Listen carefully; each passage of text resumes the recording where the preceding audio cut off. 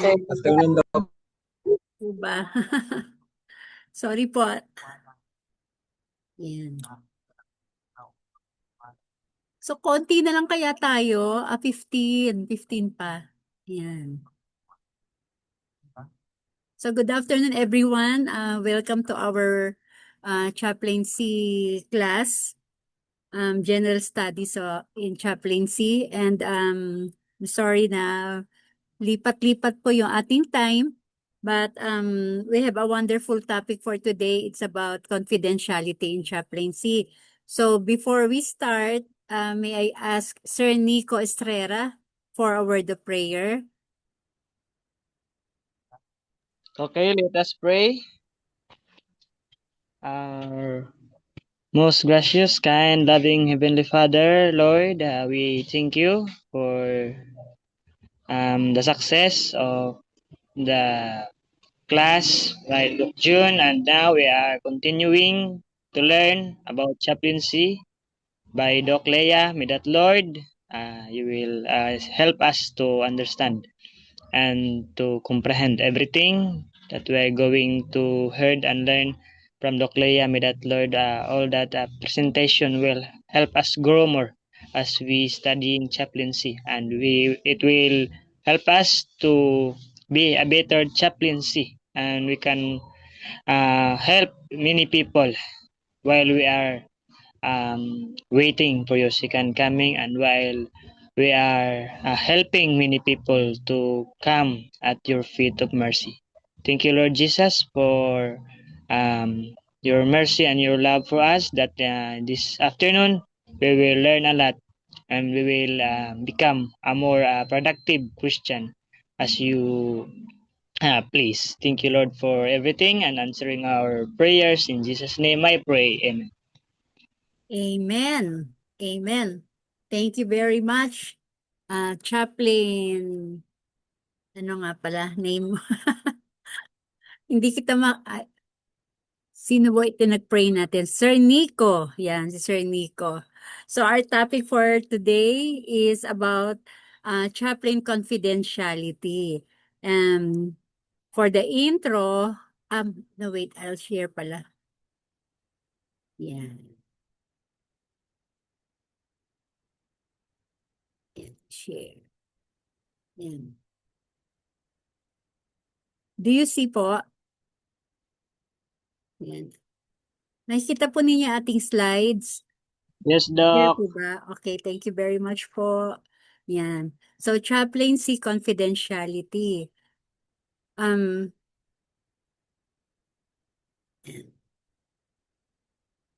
Teka po, ano natin.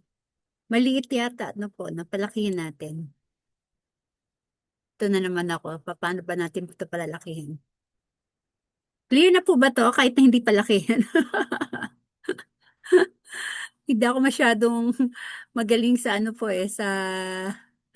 Hindi ako techie. I'm not techie. Ay, teka, sobra. Yan. Yan. Yan, this one po, okay na siya? Yes, Yan. Doc. So, are you all awake po? Nako, maganda to yung may mga scenarios po tayo rito. So, makikita natin, uh, I will give you some scenarios for you to answer. So, for introduction, chaplaincy confidentiality is a cornerstone of spiritual care, balancing the sacred trust between chaplains and those they serve. In this session, we'll explore the ethics guiding confidentiality, navigate real-world scenarios, and equip you to uphold this vital trust in your ministry. Yan. So, what the students will learn today, by the end of this course, students will understand the principles of chaplain confidentiality, apply ethical guidelines to complex scenarios, develop strategies for maintaining boundaries, and learn when and how to breach confidentiality responsibly. Wait lang po, may nagko-call. Wait lang.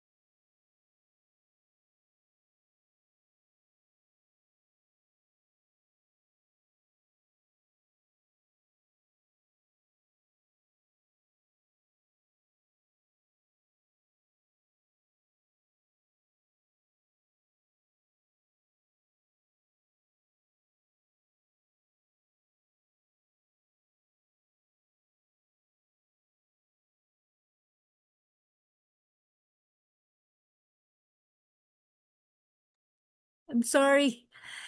You didn't hear from me, no? Yan na. So, ethics of chaplain confidentiality. In chaplaincy, confidentiality means respecting the privacy of those you serve. As we become chaplains or counselors in the future or even now, some people or some counselees come to us and talk about their personal problem or personal matters. So it is very important that when they confide to us, they will respect their privacy. So it's about creating a safe space where people can share their deepest struggles, fears, and hopes without fear of judgment or exposure. So why is it crucial? Because they trust us. They trust us, and then vulnerability and spiritual care. In trust, people need to trust you'll need their stories sacred, 'di ba? You'll keep their stories sacred. You will not talk about this about their problem to other people. Vulnerability, chaplains often meet people at their lowest. Confidentiality protects that vulnerability. During those times that they are suffering from problems and they are in their weakest, we chaplains are the best person and the only person that they can trust. So don't break it or make a mistake about telling others about their problem. And spiritual care, like a confessional, it's a space for grace, not gossip. They are confessing their problem or their mistakes or their fault or their sin. Sometimes our counselees or our parishioners or members of our church would thought it's better to talk to a chaplain than to a pastor because we don't judge them or we don't give them doctrine. So the key principles of confidentiality is respect for privacy, boundaries, transparency, and team dynamics. Legal plus spiritual notes, legal, laws vary, mandated reporting, we will talk about that later, about mandated reporting in abuse cases. No, and also you must know your local laws. Spiritual, upholding confidentiality is an act of love plus trust in God's care. So as chaplains or counselors, we must know our local law because some places or some estates have different kind of laws.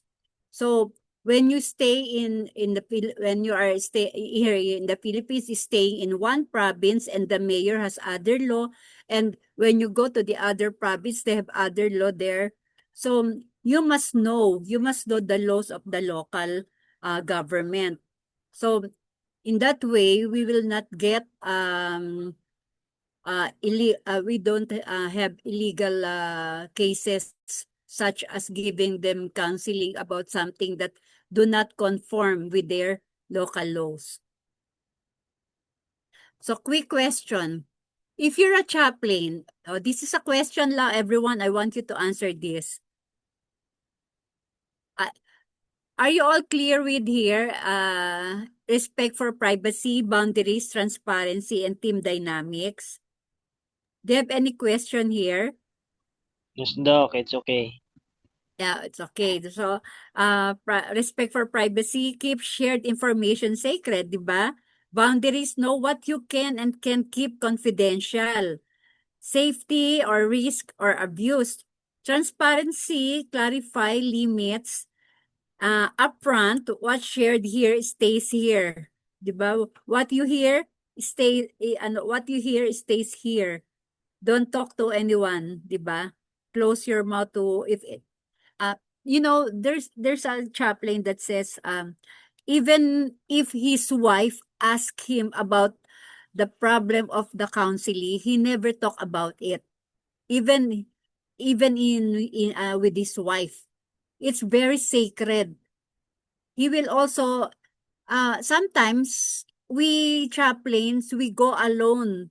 We go alone and talk with our counselee. If we go alone, it's okay with them. But if you want to bring, if she's a girl and you are a man, you better ask. You better ask your counselee. Uh, so you want me to listen to your personal problem, but for my wife, for the people, would you like me to bring my wife? Or is it okay for you to bring some other chaplains with me? Because I'm a male, I'm a man. And if you're a woman, and then the your counselee is a man, you can also bring someone, your husband or a man or another girl, to go to your counselee. So don't go alone, di ba? For protection also. So um so that's the transparency and the boundaries. Di ba? What's shared here stays here. And team dynamics, share only what's needed for care and anonymize when possible. Di ba? So we chaplain should be very careful when going to your counselees, especially if you're a man and uh, your counselees is a woman. So very be careful with that. Um, this is a quick question. You're a chaplain and a person shares he's thinking of harming himself. Do you A, keep it confidential, B, seek help, break confidentiality or safety? What's your answer? What's your answer? This is a quick question, a quiz. Okay. Would anyone answer? Is it a A or a B? You are a Sorry. chaplain. A person shares his thinking of harming himself. What's your answer? I think A I'll or have B? to. Well, what's on A and B? Sorry, I come again. A is keep it confidential, and B, seek help. Break confidentiality for safety. Sir Brighton, can't you see my slides? Yeah, I'm having challenges, but I think it's B. I'll seek help. Seek help. Okay. Yeah. How about the others? Do you have other answer? Who voted for B? Please raise your hand. Send emoji. Me, Ma'am, B. Okay, si Ma'am Annalyn, B. Ma'am Mary Joy, B. Sino pa po ang B? So, maraming B. So, let's see. Yan. B is the way to go. if there's a risk of harm to self or others, confidentiality takes a backseat to safety, di ba? Chaplains are not immune to mandated reporting laws. If someone's life is at risk, you must act. That's part of the limits of confidentiality. You clarify upfront why B works. Safety is more important than secrecy. Protecting life trumps keeping a secret. Seek help involves supervisors, authorities, crisis teams, ASAP, as soon as possible. And then stay with them. Don't leave the person alone if they're at risk. Yan. So, B is the answer. Because, what's the question? He's thinking of harming himself. So, if somebody is thinking of harming himself, you should break the confidentiality because we chaplains are very, very concerned of life. Diba? Sa life talaga tayo. It's important yung life. Afterward, debrief with supervisor or college. Document what happened. Minimal details. Focus on care. Reassure the person, I'm doing this for your safety. Diba? I'm doing this for your safety. Of course, the person will get mad at you. Why? Why did you break your promise not to tell anyone? Diba? But if it's very risky to let him stay that way to harm himself. So another scenario. As a prison chaplain, a man confides in you that he plans to harm another inmate who bullied his family member. He says, if I don't stop him, he'll ruin more lives. So what will you do? A, respect confidentiality. It's between him and God. B, alert prison authorities to prevent harm. C, counsel him to forgive and walk. What's B, your ma'am. answer? B. B? Sabi ni Sir Tabigne. B. Sino pa po ang may ibang sagot? C para sa akin, ma'am. C. Ang sabi ni Sir Kenneth Kahilig. Counsel him to forgive and walk away. So ano pa po ang mga sagot natin? Letter B po, ma'am. Letter B? Yeah, letter B. Alert prison authorities to prevent harm. Yeah. So sino pa po ang may sagot dyan? So ang sagot po, ang tamang sagot natin, the right answer is C is a compassionate choice. Leaning into the heart of chaplaincy. Tayo kasi mga chaplains ay very passionate sa mga ating mga counselees. So, breaking it down, counsel forgiveness and peace. Safety first, practical next step. You know what? If you are a prison chaplain and you ask the authority agad, you tell the authority, alert them about the plan of the inmate. They will bring the inmate to the what you call it, yung small room. They will bring him there for several days and punish him. So Bartolina. Bartolina, yeah, Bartolina. And then they will punish him. So parang we will feel guilty, di ba? Because we the prison's inmate has a good for him it's good to harm or to discipline the other person who bullied his family member, but alerting the prisoners will only harm him more, diba? So letter C is the best answer, diba? Breaking it down, counsel forgiveness and peace, safety first, and practical step. Why counsel forgiveness and peace?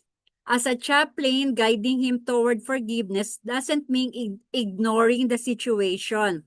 You can say, I hear the pain. God's love can heal this. Let's find a way to protect everyone, including you. And then safety first. While counseling, you also need to clarify limits. I'm here for you, but if there's a plan to harm someone, I must involve others to keep everyone safe. Yon. So, yun naman next step. So, counsel first and then safety first. Safety next. And then practical next step. Encourage him to let you help find a safe solution. Moving the other inmate, involving authorities with his consent if possible. Yan. Moving him in the other cell or moving the other inmate. So in that way, we can help the prison, the inmate that we are counseling with. Why C plus safety wins? You address the man's pain and prevent harm. Chaplaincy equals spiritual guidance plus responsible care for all. So spiritual guidance plus responsible care. You care for the inmate who wants to harm his fellow inmate, and you care for the other inmate also, and you care for the first inmate because you don't want him to be punished. So that twist, what he says, why if he says, I'll handle it, don't tell anyone? Do you, letter A, honor his request, or B, inform authorities anyway? What's your answer? What if the inmate says, oh, I'll handle it. Don't tell anyone, please, pastor, or please, chaplain. Do you, letter A, honor his request? Or letter B, inform authorities anyway? What's your answer? Nakikita Letter niyo pala B. yung aking slides. You can see my slides, What's your answer? Letter B. Letter B. Yan. B is the right call. If there's a credible threat to harm someone, you must act even if it means breaking confidentiality. As a chaplain, your duty to protect life outweighs keeping a secret. So the next steps, inform authorities, document minimally, support the man, and debrief, di ba? So yun yung mga pwede natin mga magawa dun sa ano na yan, sa inmate na yan. If you are a prison chaplain, inform authorities, alert prison staff, management immediately and say, I've heard a threat. Need to ensure safety. Yan. 'Di ba? I've heard the threat and I need to ensure you need to ensure safety. And then document minimally, note the threat, the facts only, and actions taken. Actions taken by the authorities. And then support the man. I'm doing this to prevent harm. Let's talk about other ways to address this. Yet always support the man. Always talk to your counselee why you did it, why you informed the authorities. And then debrief, connect with a supervisor or college or whatever if he's not a prisoner for support. Always ask for support. Yan. So ang ganda po ng ating 'di ba, yung ating mga scenarios. So the chaplain's role, you are not tipping off authorities. You are preventing harm. You can still offer spiritual care to the man and uphold safety.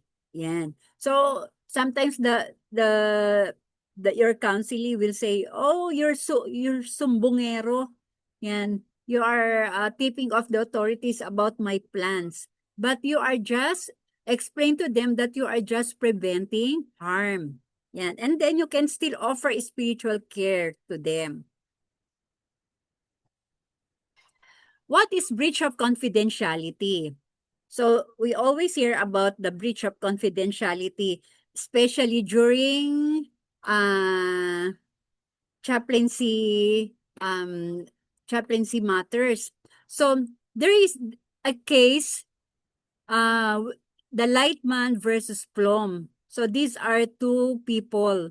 The other person is Lightman and the other is Flom. So one example of a violation of a clergy. This is a very good example of clergy confidentiality. This is very I think this has become viral in the USA. Yeah. One example of a violation of a clergy confidentiality and sets a precedent, yan, for future lawsuits. In this case, the female plaintiff confided in two rabbis from the local synagogue where she attended service. In her statement to the rabbis, she had confessed that she was having an extramarital affair with another member of the congregation. So it's kinda hard matter.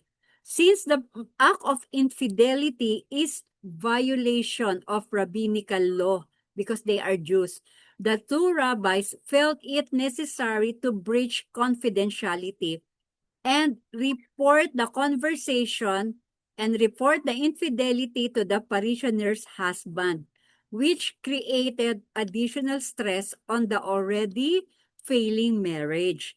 So, the woman here wants to have wants to receive a forgiveness from the Lord and she wants to repent. That's why she confided to the two rabbis or clergy or pastor here in our term, diba? So, she went there to confide about her extramarital relationship, but she wants to be forgiven and she wants to make it up to her husband.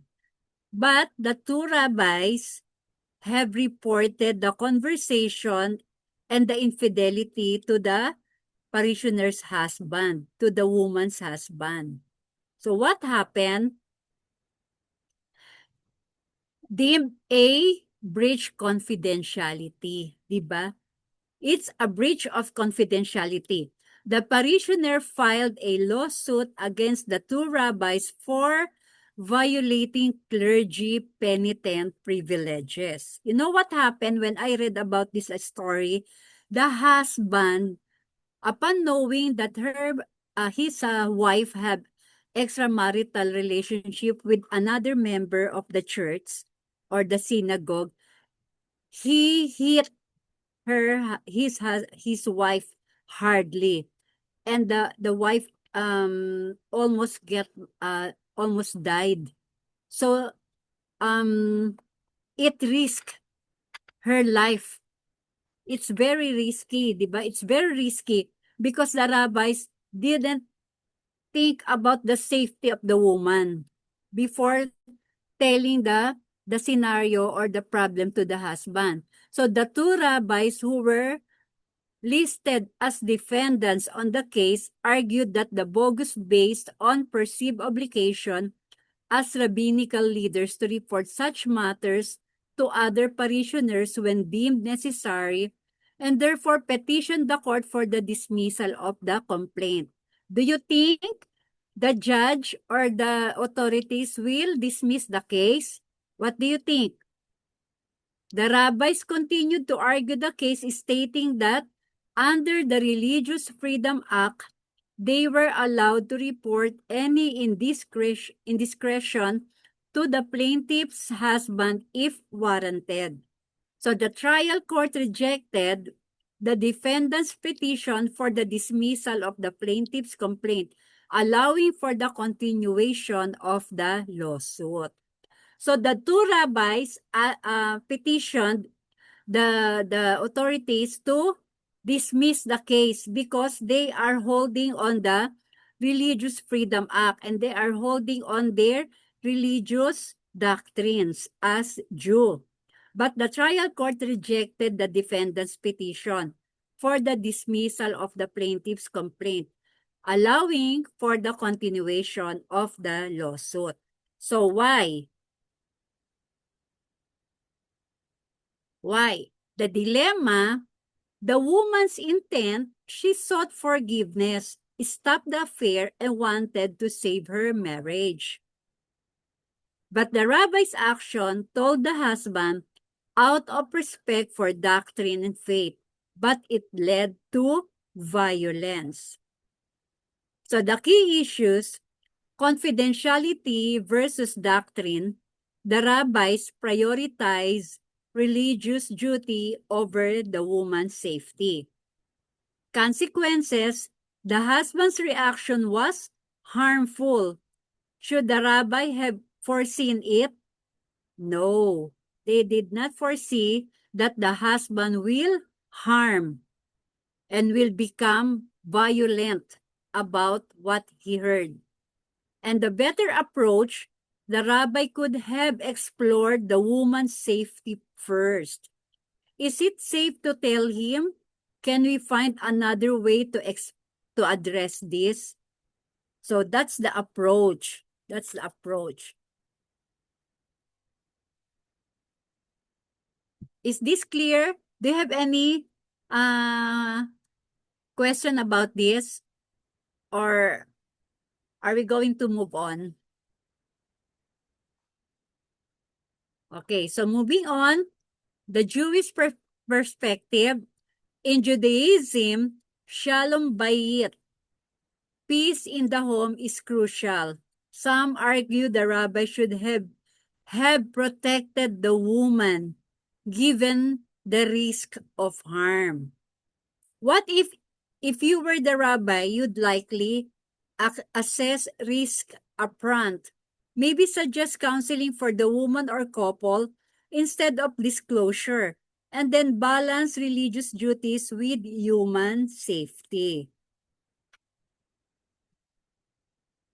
So next, the reflection is the scenario highlights the weight of spiritual leadership.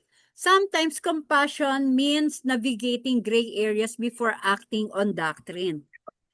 The rabbis, they acted on doctrine because it's very illegal, or it's against their doctrine to have a woman be seen having an affair. Diba? Even in the Christian world, even in the Catholic or Christian world, right?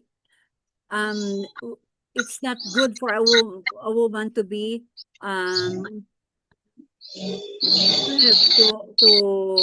have an adulterous relationship.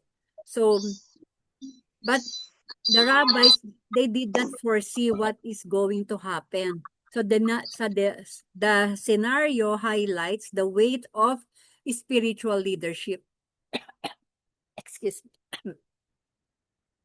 Sometimes compassion means navigating gray areas before acting on doctrine. So your thought, do you think the rabbi did the right thing religiously or wrong ethically? Or was there no right choice here? What do you think? Who will debate on this? Who would like to debate on this? Are there any pastor here who would like to answer this? What do you think if you are a pastor? If you're, let's say you're a pastor, an Adventist pastor, and you're one of your member told you about having an affair with another church member, and then but she wants to repent, she wants to end it all, and even her partner wants to end it all, and I don't want their her husband to know about it. So what if you are the pastor? Are you going to use our doctrine about adultery, or are you going to do to just counsel her and think about the damage that will harm the woman if you tell the husband about it? Sir Nico, are you a pastor? Or Sir Roger, or who wants to answer Missionary. this? Sir Nico? Doc, yes, Doc, that scenario, maybe as we talk about the confidentiality, the privacy, and also like the transparency, but that scene or scenario is also a crucial part of us as a chaplain. But I think we need to make the process like not being so rush, because sometimes being rushed to use our doctrine to handle that case is sometimes like that rabbis happen to the scenario that you have given, Doc. It will cause also a lot of trouble if we use our doctrine to to handle, but to given the wife or the person that wants to also that committed that crime, we need also to use the proper way of saving them by counseling them and telling them what is the right thing to do. And if the situation is having improvement, so maybe it can save also the partnership or the life of the person that needing our help. That's all, Doc. Yeah. So when is the right time to tell the husband?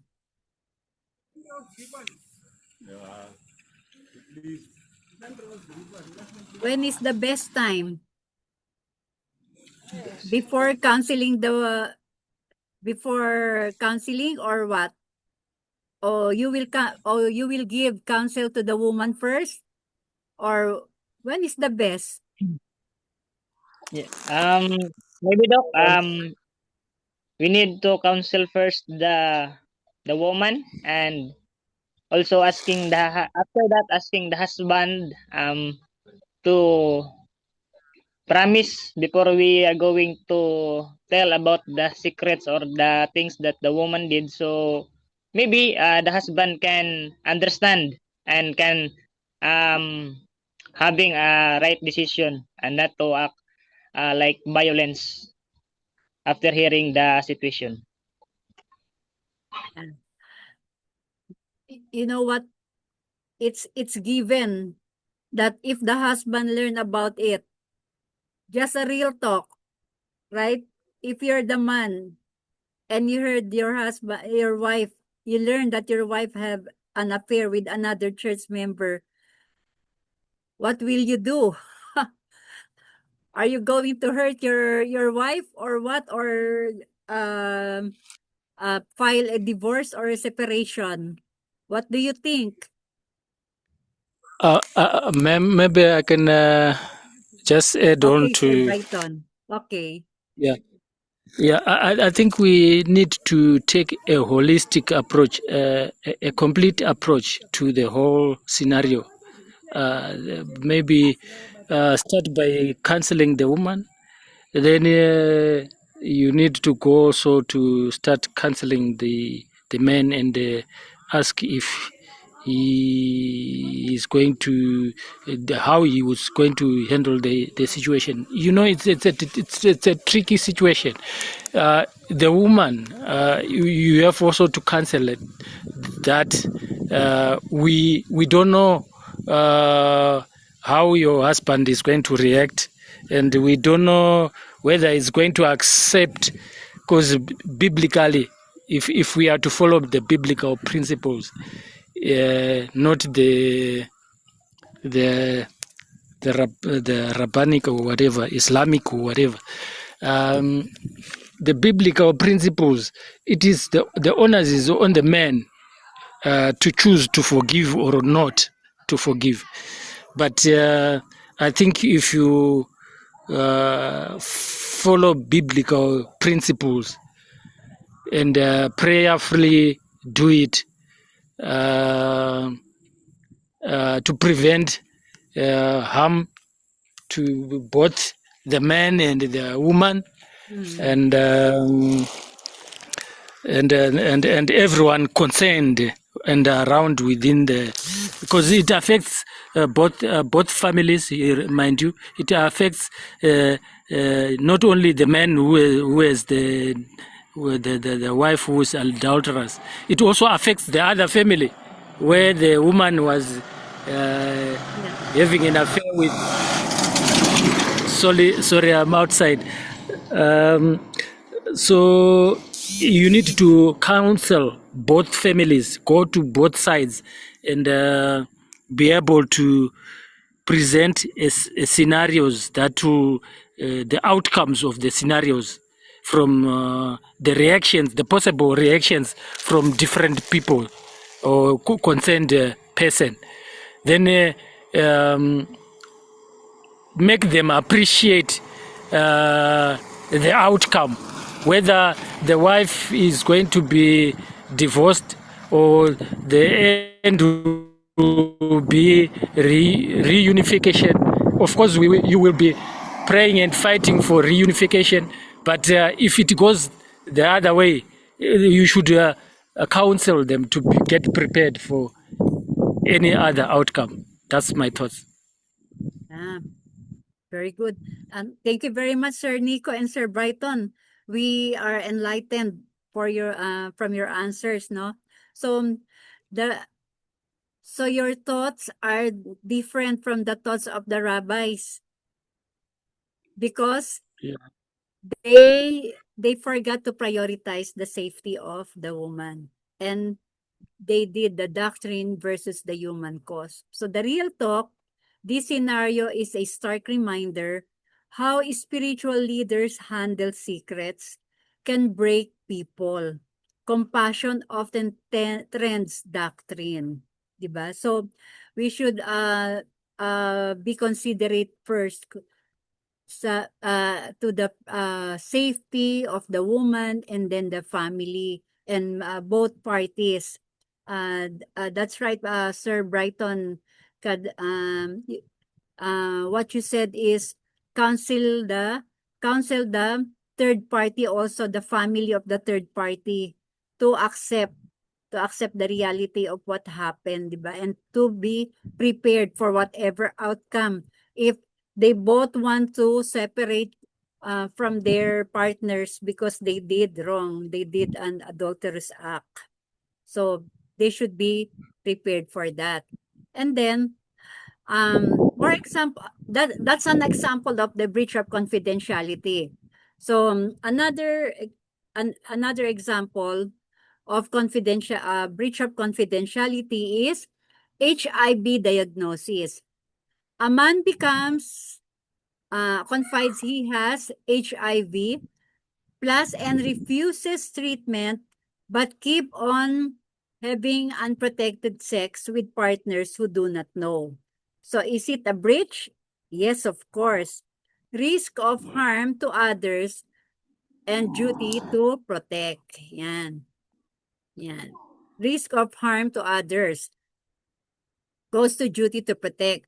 So if you want to protect, you anonymously warn partners or involve authorities if needed. If you don't want the person to know that you are the one who told the authorities that he has an HIV plus, you can go to the authorities anonymously. Don't you can call, or you can just warn the partners, and don't show, and don't let anyone know that you are the one who squeal his secret. But it is a breach of confidentiality because he confides to you about his illness, but you thought, you are thinking about the harm, more harm. He will be doing more harm to other women whom he has unprotected sex with. He knows that he is infected, but he still goes on doing his way. So this is you can exercise the breach of confidentiality with this kind of scenario. Number 2, an engineer confesses he's addicted to painkillers and drives bus or trains, even if he is impaired. So this is another breach of confidentiality. Yes, public safety is more important than confidentiality. So report to HR or supervisors ASAP. Wait po. Excuse me, please. Go. Can I answer this? Okay, number 2. Wait lang. Hello? Oh, yes. May klase ako. Oo, mamaya na. Okay. Ako na lang, i-Gcash ko na lang. Kila siya, 1,000 kay Warren tsaka kay Sherwin.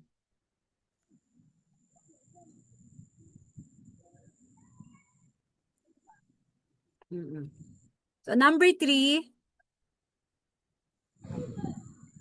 abuse suspicion. A teen hints at abuse at home but begs you not to tell anyone. So, a woman has been abused by someone, or maybe stepfather or parents. This is also a breach.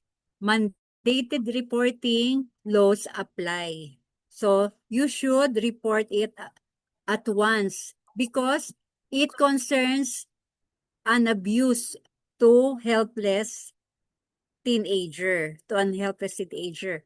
Number 4, suicidal thoughts. A friend says he had planned to end his life but don't want help. Yan. Be a breach. Is this a breach? Yes, again, another example of breach. Call crisis hotline, emergency crisis. Stay with them if possible.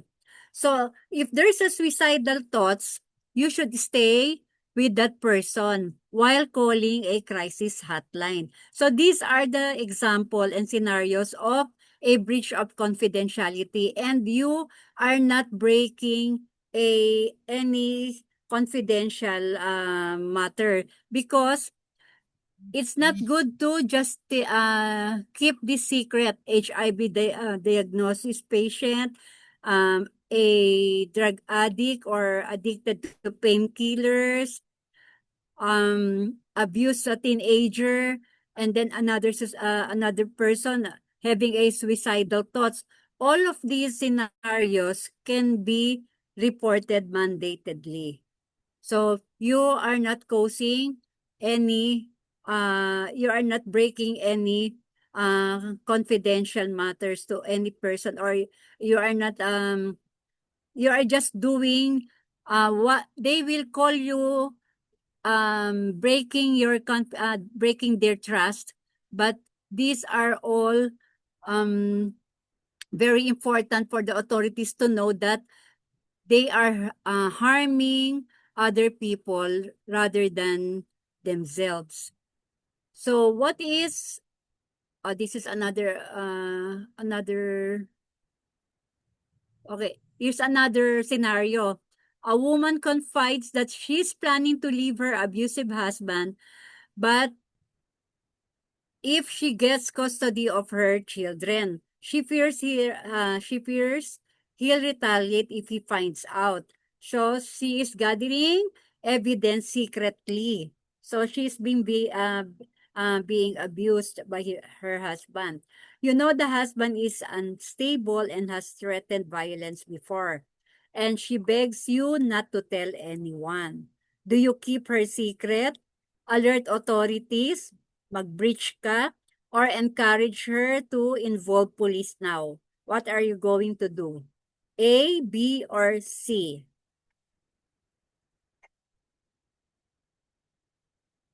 What's your answer, Sir C, ma'am. Brighton? Letter C. Encourage her to Yeah. involve police. Yan. Ay, ayan. Saan na tayo? Yan. Yun. Calling the police, it is very important because of what? Because of what? Why do we breach? Why do we call the police? because it can harmful. Yeah, it is going to be harmful, and she is already experiencing harm from her husband, di ba?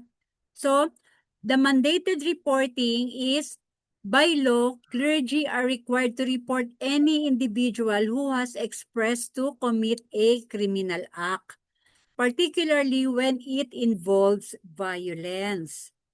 Yan. If there's any violence or any harm, future harm, you should be reporting it immediately. If while counseling an individual, it has been determined that the counselee intend to commit suicide, the counselor is obligated as a mandated reporter to report the threat.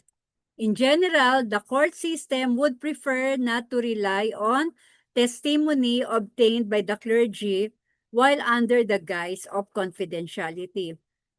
However, the courts can make an official mandate requiring the counselor to reveal sensitive information if they deem it legally necessary. So, as chaplains or as a counselor, sometimes the courts will ask us to provide the sensitive information that we learned, that we have gathered from our counseling.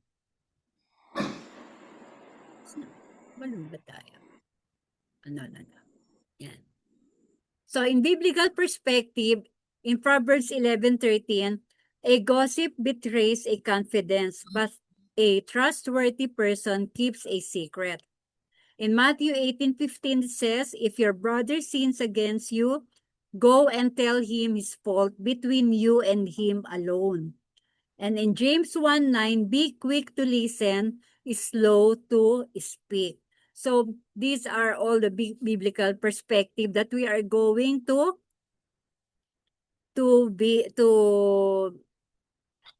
check on before we do our counseling. And leaders balance care and duty. So we should always pray for discernment. Actually, we chaplains and counselors, we really don't know the real answer for all the questions or scenarios that are coming on our way. Some people will ask us about something that we don't even experience yet or have not learned about that kind of problem yet, or not met anyone who had those kinds of problem. But even if we do not know the answer, but they trust us and they come to us to confide everything that burden them. So our best counselor is our Lord Jesus Christ. We cannot do anything. We cannot answer them. We cannot give them counseling or whatever. But let's always pray for discernment. That's our best tool as chaplains. That's our best best thing to do before we open our lips, before we talk to them, before we say something to them. Pray for God for guidance and discernment that we may be able to counsel them or share with them some important matters that will bring them to safety, because our main concern here is the safety of our counselee. Their life is more important. If we happen to tell something to share something to them that will mislead them, it will cause them harm and unsafe. Diba? So let's as always pray for God to give us discernment, give us wisdom and understanding that we may be able to lead them or to open their eyes for a better decision before they do something harmful to them or to their family. So this is all our topic for today, and I hope you have learned something that will be useful to your chaplaincy ministry sooner or later, or maybe tonight when you go home, somebody will come to you and confide to you. And I hope and pray that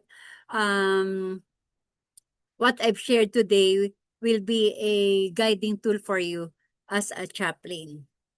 And thank you very much to all of you, and for sharing your thoughts for today. Thank you, Sir Nico and Sir Brighton, and to everyone who shares with us today, who participated. So if you have anything to share, let's open our class for, I think we still have, do we still have time? Yan. So do you have anything to add or would like to share? Doc, I have a question, a little question. Okay po. Can we directly state the name of a person when we breach to the authorities, when we tell them about the harmful it to happen, or something like about the scenario, like someone hurting themselves or hurting their families, like when we're going to tell the authorities or asking the help of someone, we can tell so I asked if we can tell directly the name. Yes po. I think in my experience with other chaplains, pagka if it's very harmful or it involves violence, yeah, you can tell the name po. But be sure the person will not will not go back to you and harm you also. Yeah. Your Thank you, Doc. Thank you. your safety first, Sir Nico, ha? Yes, Doc. Yes, Doc. You must be very careful first, and then maybe in this kind of scenario, you can talk also to the person. If you can, if you will, if you can only talk to him first, and then give him some counselings or advice regarding his attitude or his actions of hurting his family or himself. Maybe you can counsel him first, but if not, if he's very violent, maybe you can report him na. You can report him na, and you can tell the name. Syempre, report him kasi it's very unsafe na. Thank you, Doc. Our mandated reporting is about violence. If you know about someone going to have a suicide or her abusing his family or his children or punishing them hard, if you don't want your neighbor to know about it, you can report them to the authorities, but anonymously. So it's okay. Okay na po ba? Yes, Doc. I understand. Thank you po. Thank you po. So, wala na po ba tayong question po or scenarios you want us to discuss?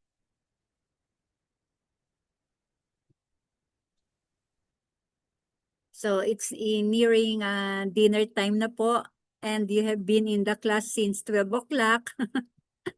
If you have any questions na lang po you want to discuss with me, you can direct message me in my Facebook Messenger. Just look for Leia Madrid po, or Leia Bontilao. I'm wearing my chaplaincy uniform.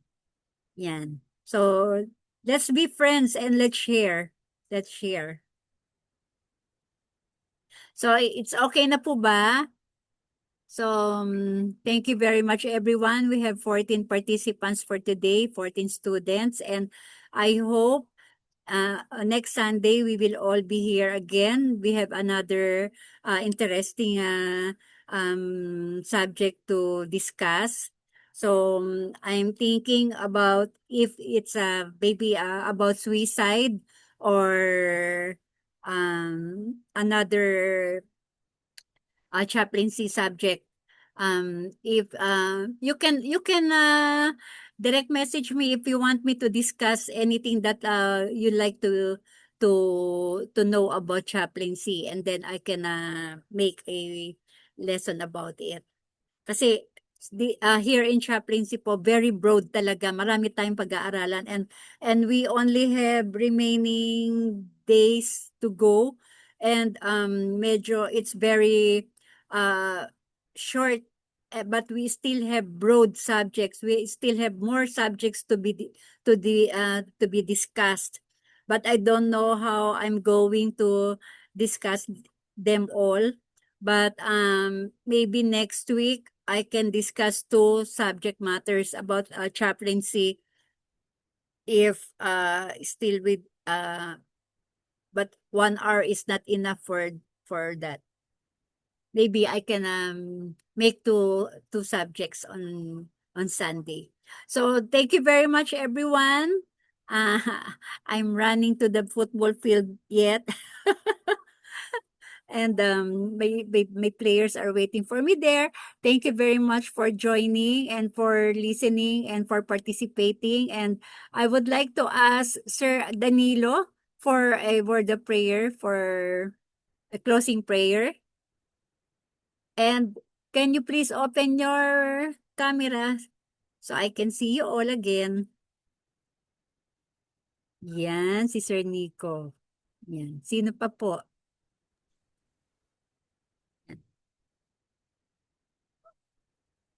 Wala na. Si Sir Nico lang ang nag-open. Si Ma'am Annalyn. Yan. Si Ma'am Annalyn. Sino pa yung ating mga... Si Sir Danilo. Si Sir Danilo, nasa barbershop again? Sir Danilo, you are a barber? Si Sir Kahilig. Hello, sir. Very busy si Sir Danilo. Oh, yes, ma'am. Oh, barber ka po. Ang galing naman ni Sir Danilo. Oh. Listening while working. Yan, si Sir Danilo. And si Sir Kenneth Kahilig. Yan. So thank you very much for joining us today. And I hope and pray that we'll see each other again on Sunday. So may picture na po siguro tayo na picture. Yan. Sir Moises, can you please do the picture taking? Hindi ko po makita ito. Yan. Yan. So smile everyone. Yan. Thank you very much. 1, 2, smile. Good. Thank you. See you again on Sunday. Bye. May prayer na pa pala. Sir, let's pray. Sino ba yung inas ko mag-pray? Si Sir Danilo pala, hindi pwede, naggugupit. Si Sir Roger. Sir Roger, please render us a closing prayer. Let us pray. Our most gracious and kind Heavenly Father, Lord, thank you for everything that you shower upon us, especially our lives that we experience today. Thank you for the whole subject that we learn. In this subject, we thank you, Lord, for the information that we gain. I hope we planted our hearts and minds so that we can apply when we are in chaplaincy.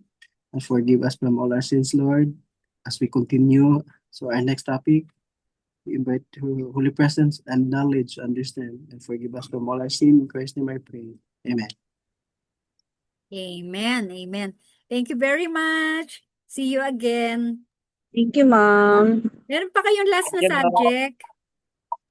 Wala na po, Doc. Yan na Wala po yung na. last. Ako na pala yung last.